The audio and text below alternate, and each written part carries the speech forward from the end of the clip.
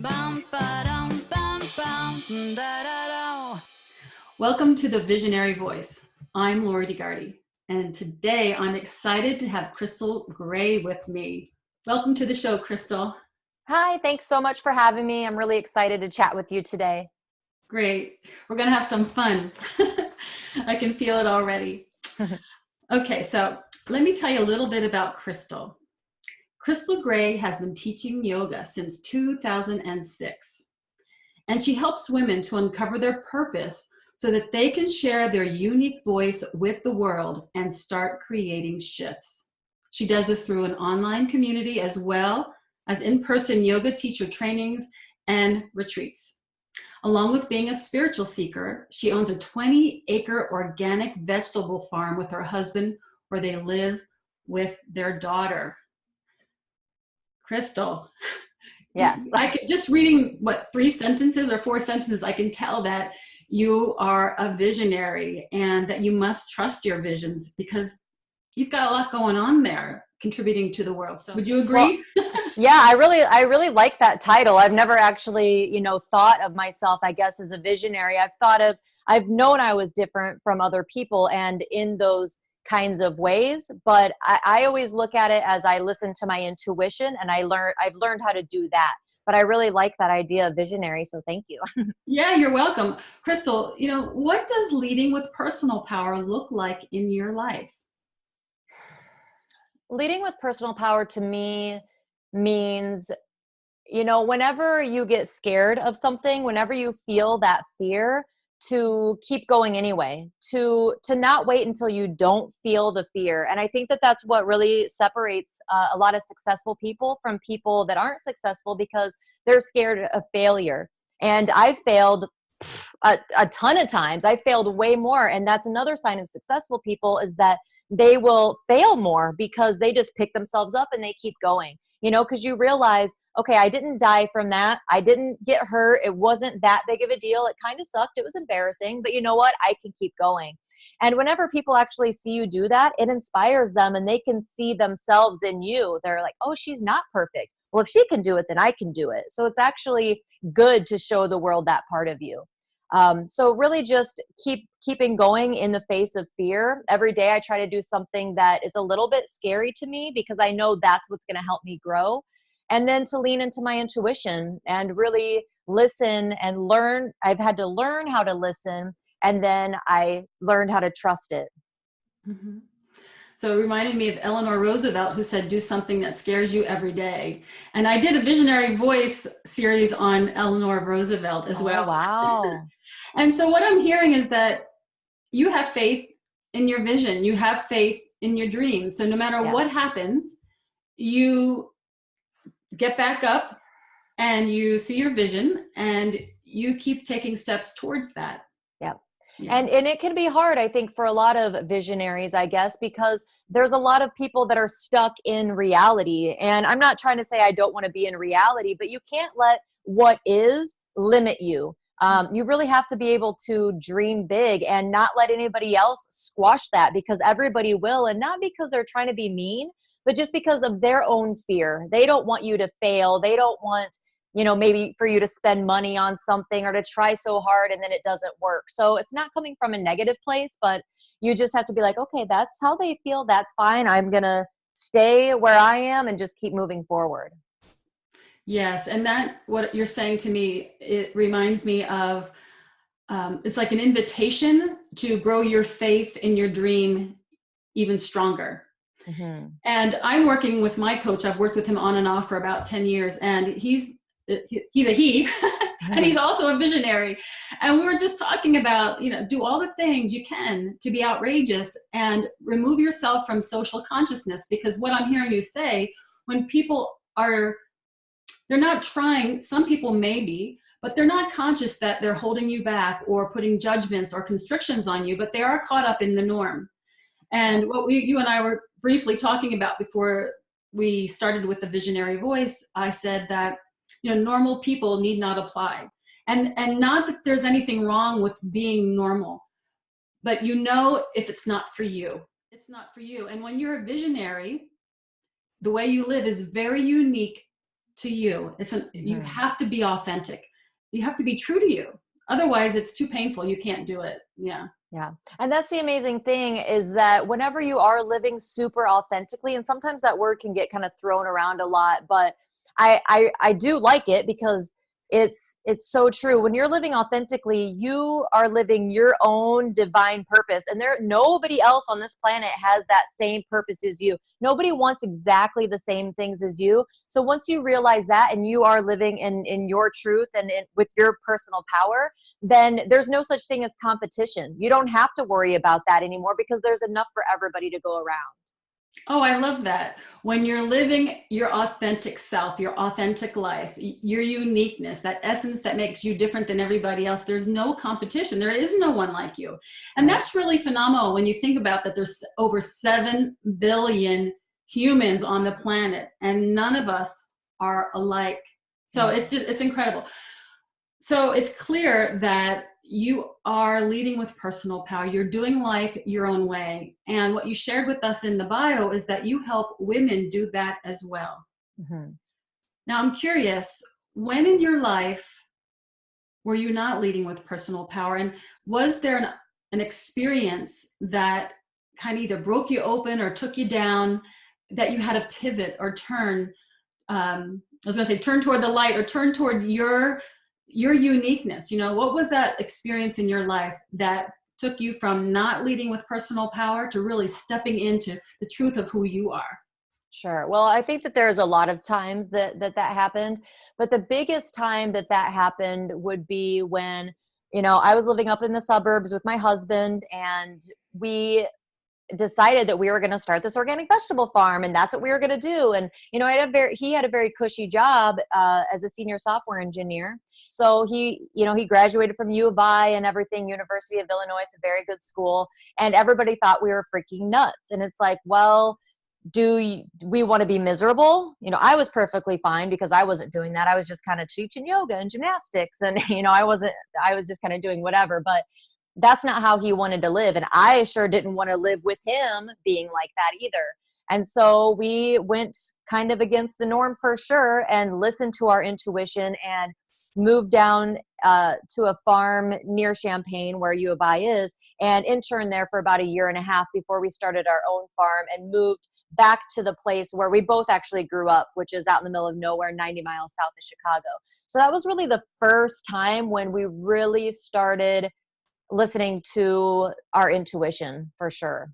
With your husband, you and he as a team bucked the status quo. I mean, you had a cushy job, you said, and I know a lot of people who will stay with that job even though they have a dream, and that dream just stays in the background, almost becomes a burden on your shoulders because you're ignoring it and you're feeding this safety or comfort of the cushy job or what you've already known.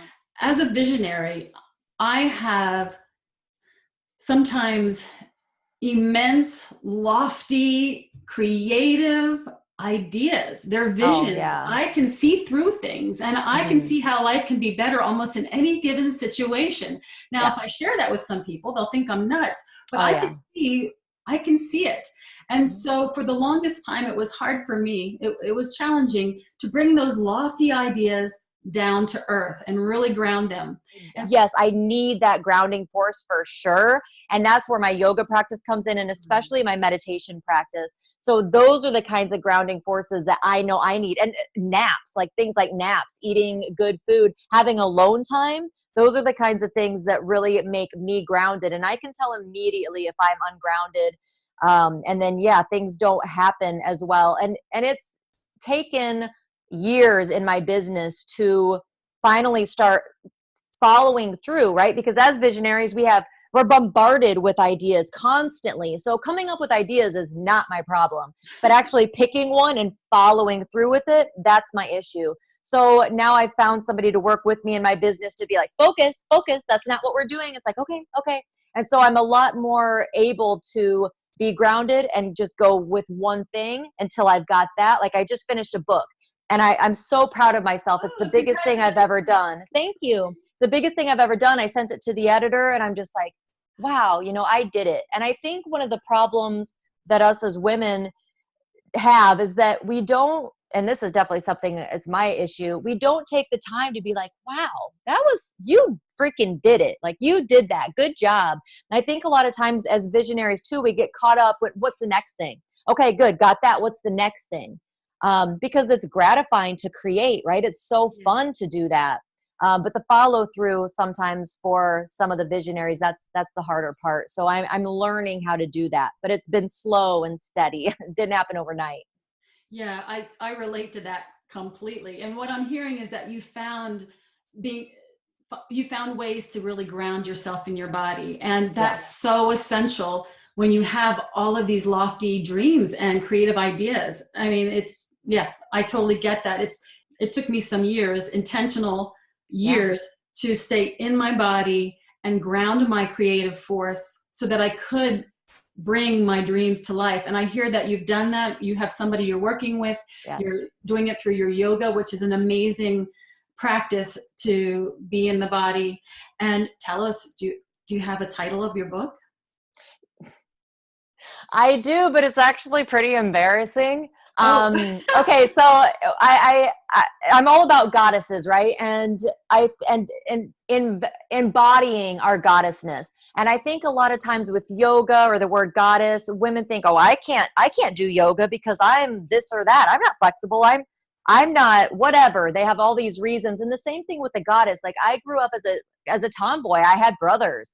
So I was not really very girly. I sure never thought of myself as a goddess. And so I'm trying to let women in that book know that you can be whoever you want, whatever kind of goddess or yogi you want to be. It's all perfectly acceptable. And that's exactly how you should be. So the name of the book is called Goddesses Fart Too. Oh, great. And, you know, one of the first stories is about that. It's like, yeah, that title's super in your face, but it's also, I want people to know before they even pick that book up. If you laughed at it, you're going to pick that book up and you're going to read it. If you're like, oh my gosh, then you're not going to read it. Then you can't handle the rest of the stuff that's in that book. Trust me. You know, I talk about my struggles with addictions and and just ridiculous stuff, but there's a lot of really serious, tangible tips that people can use as well that I've used to, you know, really find that balance in my life. So, and how to lead with personal power. Well, I love that. I love the title, and I love how you've included how just everyday aspects that people may think, oh, well, that's not, you know, spiritual or exactly, or it's not feminine, or it's not goddess-like. Yep. And there's nothing that it's not. I mean, it's unique to each woman. Yes. And each goddess, you know, and every archetype. Yes. And if we wait until we're perfect, until we maybe, you know, people quit smoking, or they think they have to quit eating meat, or they have to lose 10 pounds to do yoga. If you wait until the perfect time, you're never going to get on that spiritual path. Do it now. Yes. Now, somebody once told me this is the wow now. And it is. And I like to say that everything's perfect. So even if you are 10 pounds heavier, totally. even if you're smoking and you don't want to, I say, give yourself permission to call yourself perfect, just as you are. And so that's where I am with perfection. I totally agree. We're all striving for this idea of perfection. I think that's why a lot of people get into yoga, is because they see all these images of these perfect yogis on Instagram and they're like, I want to be like that. I want to be perfect. You know, it's like, that doesn't exist. They've all got their crap too. They're just not telling you about it. So I just got goosebumps because when you see this visions of these other yogis and you want to be like them. So I would like to switch the word perfect with other. They want to be like the other rather than be themselves. Because when you're really authentic, then no matter who you are, what you look like, what's going on for you, that is perfect for you. That perfect that people poo-poo a lot is really when you want to be like the other or being something different than who you are. It's a judgment. Yeah, for sure. Let me get you back. I knew this was going to happen. Sorry. But focus. Something about when you're describing the book and that you have some funny things and quirky things, and also that you had a struggle with addiction. So that tells me that there was a time in your life that also was when you weren't leading with personal Oh, for sure. Yeah. So can you say a little bit about that? Well, I was always kind of lost and always searching for spirituality ever since I was pretty little.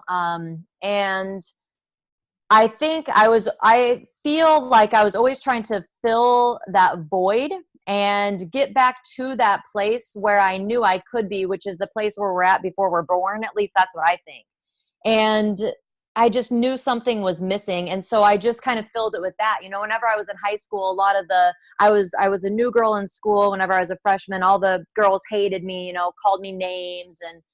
And so I was really bullied in high school. And then I kind of started drinking then to cope with that, but also to have something to like be proud of. Well, if I can't be known for something good, then you know what, I'm just going to drink more than everybody else. So that's like what I was known for. And then it just kind of carried on. I moved to Los Angeles and got into drugs there. And, you know, it made me feel confident. It made me feel good. And it made me feel connected to something. It broadened my horizons, you know, from my little town here. It opened my eyes to still a lot of the spiritual beliefs that I believe now. So that really did crack me open. It sucks it had to be that way.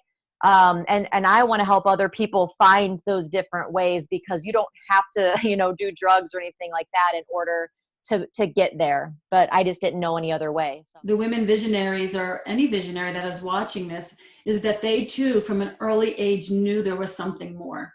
Yeah.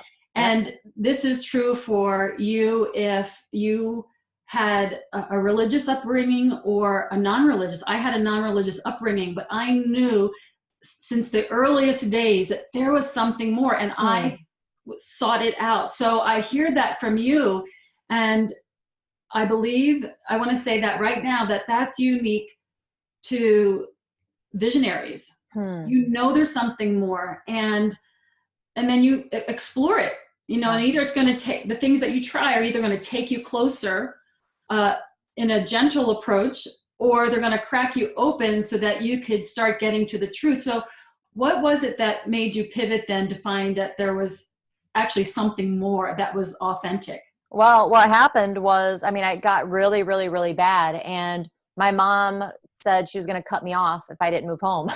So, I mean, I seriously considered staying there, you know, and just staying with one of the people that would just kind of keep me with drugs. It was like cocaine mainly. But for some reason, thank God, I had some signs, like some weird signs. Like I woke up one day and there was a freaking pigeon in my apartment. Like there was no way that it could have gotten in there. I checked all the windows, everything, but yet it was in my apartment. So things like that were kind of like, hello, wake up. And I listened and I came home. And so I was still pretty asleep then, you know, I'm not really sure. I think my angels were there with me. That's all I can really say at that point. You were led to that something more, and through symbols or omens, or a pigeon in your room, or the truth within you knew it was time. Yeah. And so it can look so many different ways. Yeah. The signs along the journey. And I want to thank you for sharing that intimate part of you. You're welcome. I mean, it's part of my story, and you know, part of healing for me has been sharing that story, and to have other people reach out to me and say, wow, thank you so much for telling me that, because if you can do it, I know I can do it. So that made it all worth it. I mean, that's the thing about me, is I don't really care about making a fool of myself. You know, I used to always want to hide, especially any issues that I would have with addiction, and still sometimes struggle with. But now it's like, who cares? Like, I'm not trying to say I'm some perfect guru. I'm never saying that. So it doesn't matter. But what also really did help me pivot, you're talking about pivoting, and I remember the time when it did. So my husband and I, bringing him back into it, we started getting interested in vegetarianism. And so I was doing a lot of research on it, and I was just like, wow, we are being lied to about so much stuff about the industry. And, you know, I'm an animal lover. And so it just really blew my mind that we didn't have any idea about there's so much that was like we have blinders on, you know? And so that once I started really researching that, then I started doing yoga. I started getting into yoga. And so that's kind of where it all really started snowballing from there. Mm-hmm. like you increased your awareness about things when the life that you were just living, you realized that there was a lack of truth in it, or at Yes. least truth as you saw it. And that Yeah. also, I think, is very common, because I can relate to that as well. So again, for the women that are watching this or listening in, I'm sure they've had an experience too, where, it wasn't just realizing that Santa Claus, wasn't coming down the chimney on Christmas. There was some really important aspects of life Mhm. that just didn't feel right. And when you can honor that feelings and know that there's something more for you, that's when you can make a choice to step into something more true for you. What's that unique essence of you that helps you lead with personal power in the way that you do? Well, I think I really have the ability to really deeply connect with people and to lift them up and to help them know that it's like, it's true, because I'm getting emotional. So obviously I'm on the right track, that they're not pieces of crap. Like, for anything that they've done in their past, they have, or whatever they're currently doing, they all have something valuable to say. And they're meant to be here. They chose to be here, and that they're not lost or forgotten. And that's why I do yoga teacher trainings, because I want to empower women to have that confidence that their voice matters. Even if they're a brand new teacher, it doesn't matter. You still have something important to say. You've lived life just like the rest of us. And then they can go to their students and they can teach them the same thing, that they have value, that they matter.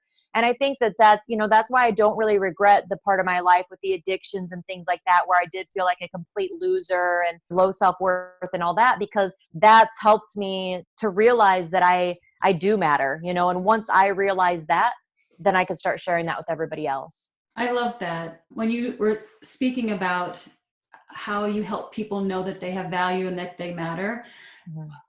I'm listening to you and it's taking me into this really the sweet energy, because that, to me, what you just shared is one of the most important aspects that we can share with another or give to another, that acknowledgement that you matter. There's a lot of things in this world that would benefit humanity and make the world one that works better. Yeah. And I would say it's what you just shared, letting people know that they matter. If we acknowledged each other, there'd be less conflict. Yeah. And it has to start with acknowledging ourselves. And that's what you shared as well, that your journey, which is the heroine's journey, led you to know that you matter, Mm-hmm. that you have value. And now when you are sharing that with other people, it's coming from that raw, authentic, true place within you. It's not just some concept that you read about in a book. You embody that. Your students, your colleagues, the people who work with you are blessed by that, because not everybody teaches from that embodiment. Yeah. I mean, and I would have never realized that if I didn't have the addiction, the addiction past, because that's what gave me just that low self-worth. And if I would have just been always doing great things my whole life and never, I don't even say fall off the path, because it was part of my path. Just like how I got super emotional about what my mission is. That's my mission. That's how I know. That's whenever I know that Spirit's talking to me, and I get kind of teary eyed. So it was all part of my path, and I don't regret it. And I just want to help other people to not regret their past either, because that they were supposed to do it. It was part of their path. They weren't off it. They were on their path. Yes, that's such an important point that you made. And which brings me back to the title of your book, because it took you all those aspects to realize that there is no cookie cutter. So even goddesses fart, right? And Exactly. so even those yucky aspects that we may not like or talk about, they're there to help us too. So I don't know how farting helps, but anyway. Oh, you'll find out in the book. Trust me. Okay. I talk about a lot of things that most people would never talk about, because it's funny. Like, I don't mind making a fool out of myself. If it's going to make people laugh, I will do it. I'll take one for the team. And that's so important. I appreciate that, because if we take ourselves too seriously, life will really stink. And we can't do what we're here to do. So I love that aspect. I didn't know that about you before you came on today. And I'm so glad that that's a surprise here for me. Before we end, I'd like you to share the top 3 visionary qualities based on your experience of leading with personal power in your own unique way that you can share with our viewers? Well, the first one is to practice confidence. So confidence is not given to us, it is earned.